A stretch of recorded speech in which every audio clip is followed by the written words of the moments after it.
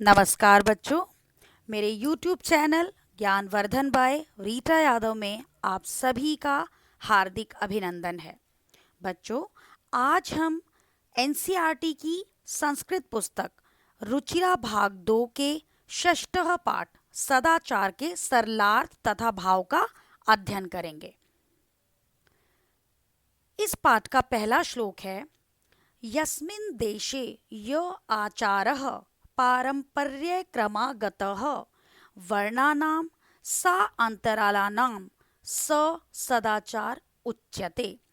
यस्मिन् अर्थात जिस, देशे देश में, य जो, आचारः व्यवहार, पारंपर्य परंपरा के, क्रमागतः क्रम से आया है, पारंपर्य क्रमागतः परंपरा के क्रम से आया है, वर्णानाम वर्णों का, सा अंतरालानाम वर्गों के मध्य आए उपवर्गों का, स सदाचार उच्यते, स वह सदाचार, सदाचार उच्यते कहलाता है।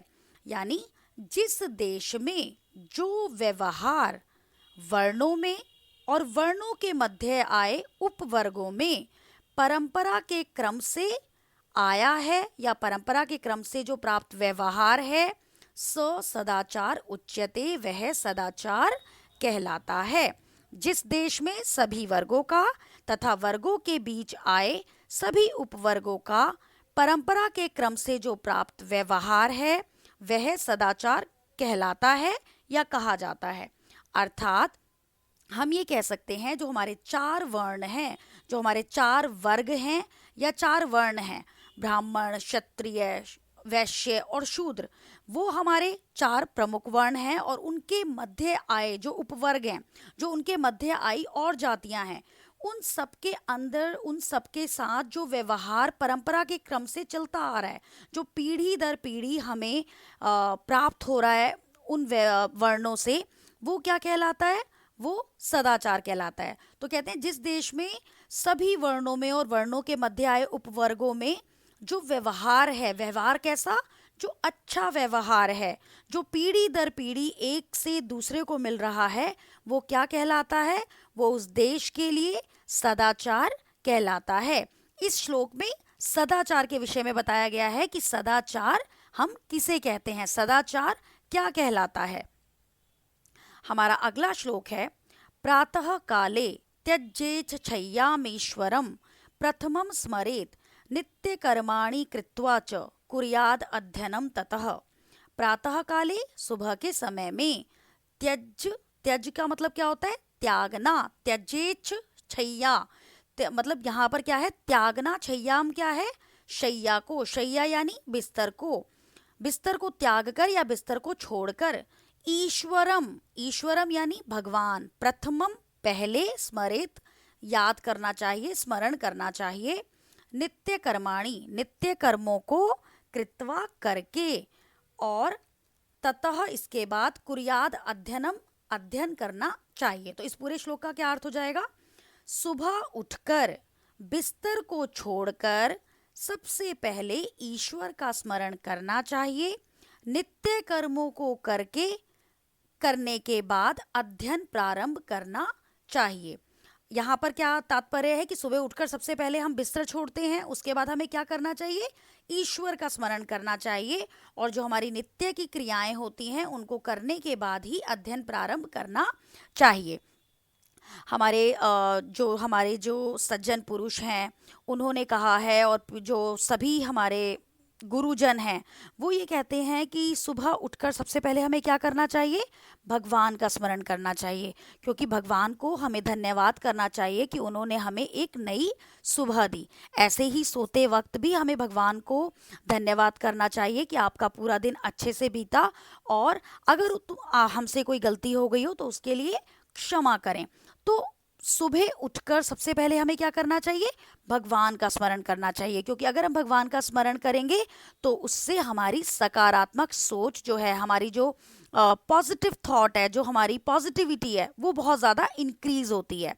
और उसके बाद हमें क्या करना चाहिए, नित्य कर्मों को करना चाहिए। नित्य कर्म क्या है, शरीर को साफ करने के लिए, यानी जो हम सुबह उठते हैं, ब्रश करते हैं, फ्रेश होते हैं, नहाते हैं, तो ये क्या है, शरीर को स्वच्छ करना। तो जो नित्य कर्म है, शरीर को स्वच्छ करने से संबंधित जो नित्य कर्म है, उसको करने के बाद ही हमें अध्ययन को प्रारंभ करना चाहिए। जो विद्यार्थी है, विद्यार्थी जीवन में नित्य कर्मों को करने के बाद उसे अध्ययन प्रारंभ करना चाहिए।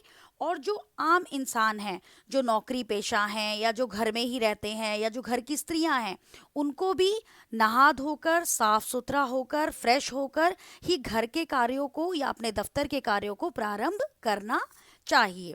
यानी अगर हमें अपने अंदर सकारात्मक सोच को जागृत करना है, तो सबसे पहले हमें भगवान का स्मरण करना चाहिए, और उसके बाद नित्य कर्मों को करने के बाद अपने दिन का प्रारंभ करना चाहिए। जैसे आप विद्यालय आते हैं, तो विद्यालय आने के बाद सबसे पहले आप प्रार्थना सभा में क्या करते हैं, सबसे पहले आप भगवान का स्मरण करते हैं, प्रार्थना करते हैं, और उसके बाद अपनी पढ़ाई को शुरू करते हैं। तो ऐसे ही सभी व्यक्तियों के लिए ये एक नियम है जिसका पालन व्यक्ति को करना चाहिए। हमारा अगला श्लोक है, सत्यम बुर्यात प्रियम बुर्यात न बुर्यात सत्यम प्रियम प्रियम च नानृतम बुर्यात एषः धर्मः सनातनः। सत्यम यानी सच, बुर्यात बोलना चाहिए, सच बोलना चाहिए, प्रियम बुर्यात प्रिय बोलना चाहिए, मधुर बोलना चाहिए, मीठा बोलना चाहिए, न बुर्यात नहीं बोलना चाहिए, सत्यम अप्रिय अप्रिय सच नहीं बोलना चाहिए, प्रियम च और प्रिय, नानृतम झूठ नहीं बोलना चाहिए। अनृतम का मतलब होता है झूठ, और न का मतलब होता है नहीं। और झूठा जो प्यारा झूठ जो होता है, प्रिय झूठ जो होता है, उसे भी नहीं बोलना चाहिए। एषः धर्मः सनातनः, यही सनातन धर्म है। सनातन क्या है, जो सदा से चला आ रहा धर्म है। इस पूरे श्लोक का अर्थ हम जान लेंगे। सच बोलना चाहिए, प्रिय बोलना चाहिए, अप्रिय सच नहीं बोलना चाहिए, प्रिय झूठ नहीं बोलना चाहिए, यही सनातन धर्म है। इस श्लोक में बताया गया है कि व्यक्ति को हमेशा सच बोलना चाहिए, मधुर बोलना चाहिए। ऐसा सच नहीं बोलना चाहिए जिससे किसी व्यक्ति को ठेस पहुंचे, यानी प्रिय सत्य नहीं बोलना चाहिए। और हमें ऐसा झूठ भी नहीं बोलना चाहिए जिससे सामने वाले को खुशी मिले, क्योंकि वो खुशी कुछ क्षणों की होती है, और कई बार ऐसा होता है कि हमें एक झूठ के लिए 100 झूठ बोलने पड़ते हैं। तो इसलिए ऐसा झूठ कभी नहीं बोलना चाहिए जो किसी को प्रिय लगे और बाद में उसे नुकसान पहुंचाए या उसके दिल को ठेस पहुंचाए। तो यही सनातन धर्म है, इसे ही सदा से चला आ रहा धर्म कहते हैं। तो इस श्लोक में सत्य की जो महिमा है उस पर प्रकाश डाला गया है, और ये बताया गया है कि व्यक्ति को अपने जीवन में केवल सच को ही अपनाना चाहिए, झूठ से दूर रहना चाहिए। हमारा श्लोक नंबर 4 है, सर्वदा व्यवहारे स्यात् औदार्यम सत्यता तथा ऋजुता मृदुता चापी कौटिल्यम ना कदाचन। सर्वदा यानी हमेशा, व्यवहारे व्यवहार में, स्यात् होना चाहिए, औदार्यम उदारता, सत्यता सच्चाई, तथा यानी उदारता तथा सत्यता होनी चाहिए।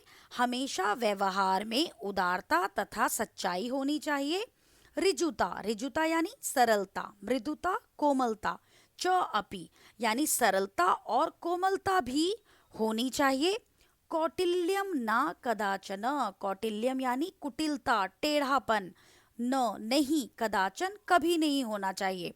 यानी इस पूरे श्लोक का अर्थ क्या हो जाएगा कि मनुष्य के व्यवहार में हमेशा हमेशा उदारता, सत्यता, उसी प्रकार सरलता और कोमलता होनी चाहिए, कुटिलता कभी नहीं होनी चाहिए। यहाँ पर इस श्लोक में मनुष्य के व्यवहार के विषय में बताया गया है कि जो उदारता, सत्यता, सरलता और कोमलता, जो ये गुण हैं, ये अच्छे मनुष्यों की पहचान है, सज्जन व्यक्तियों की पहचान है।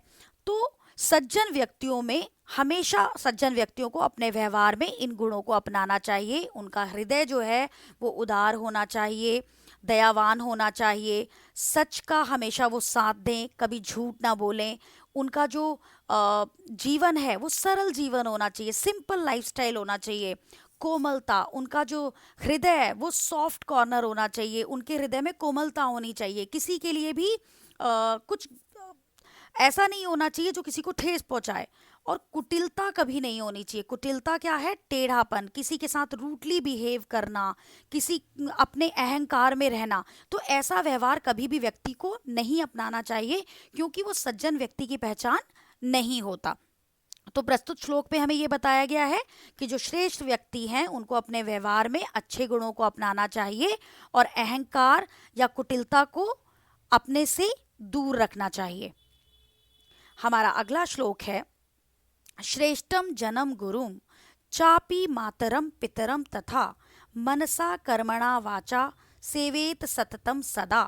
श्रेष्ठम यानी श्रेष्ठ, जन्म यानी लोग, जो श्रेष्ठ लोग हैं, सज्जन लोग हैं। गुरुम चा आपी, गुरु की, उसी प्रकार मातरम पितरम तथा, उसी प्रकार माता तथा पिता की, मनसा मन से, कर्मणा कर्म से, वाचा वाणी से, सेवेत सेवा करनी चाहिए, सततम लगातार, सदा हमेशा।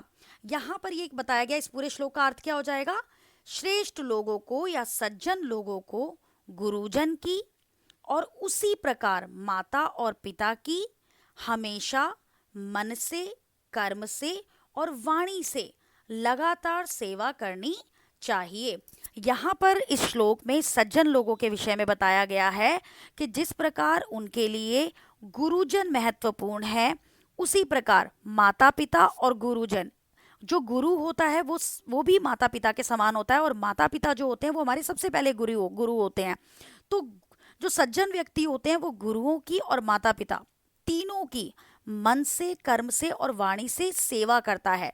तो ये लोगों को संदेश दिया गया है कि हमें भी उनकी मन से, कर्म से और वाणी से लगातार सेवा करनी चाहिए। ऐसा नहीं कि किसी के कहने पर हम काम तो कर देते हैं, लेकिन हमारे मन में उनके प्रति कोई श्रद्धा नहीं है। तो वो श्रद्धा होना बहुत ज़रूरी है। और कर्म क्या है? किसी के लिए जो हम कर्म कर रहे हैं, अगर हमें अपने माता पिता की आज्ञा का पालन करना है तो वो हमारा कर्म है और हमारा धर्म है। और वाणी से, ऐसा नहीं कि वाणी से तो हमने कह दिया कि हाँ हम ये काम कर देंगे, हम आपकी आज्ञा का पालन करेंगे, लेकिन अंदर ही अंदर हम वो कार्य नहीं करना चाहते। तो इसलिए यहाँ बताया गया है कि जो सज्जन व्यक्ति होते हैं वो अपने गुरुओं की, माता पिता की मन से, कर्म से और वाणी से सेवा करते हैं। तो इसलिए जो व्यक्ति सज्जन बनना चाहता है, जो व्यक्ति अच्छा बनना चाहता है, उसे भी अपने गुरुओं की और माता पिता की मन से, कर्म से तथा वाणी से लगातार और हमेशा सेवा करनी चाहिए। ऐसा ना हो कि आज कर दें और कल ना करें। तो प्रस्तुत श्लोक में सज्जन लोगों को अपने माता पिता और गुरु के साथ कैसा व्यवहार करना चाहिए, इसके विषय में बताया गया है। हमारा अगला श्लोक है, मित्रेण कलहम कृत्वा न कदापि सुखी जनः इति ज्ञात्वा प्रयासेन तदेव परिवर्जयेत।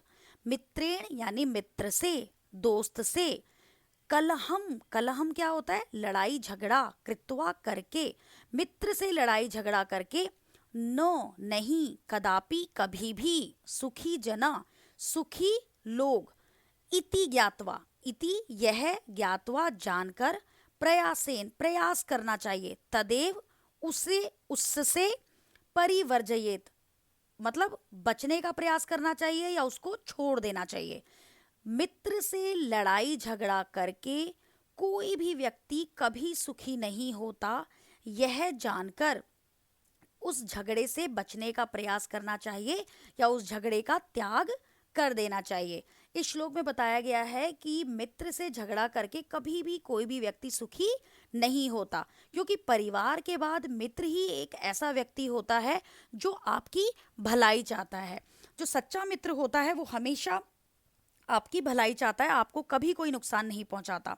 तो कहते हैं कि ये जानकर कि मित्र जो है उससे झगड़ा करके मैं सुखी नहीं होऊंगा, तो इस विषय को जानकर हमें झगड़े से बचने का प्रयास करना चाहिए या झगड़े का त्याग कर देना चाहिए।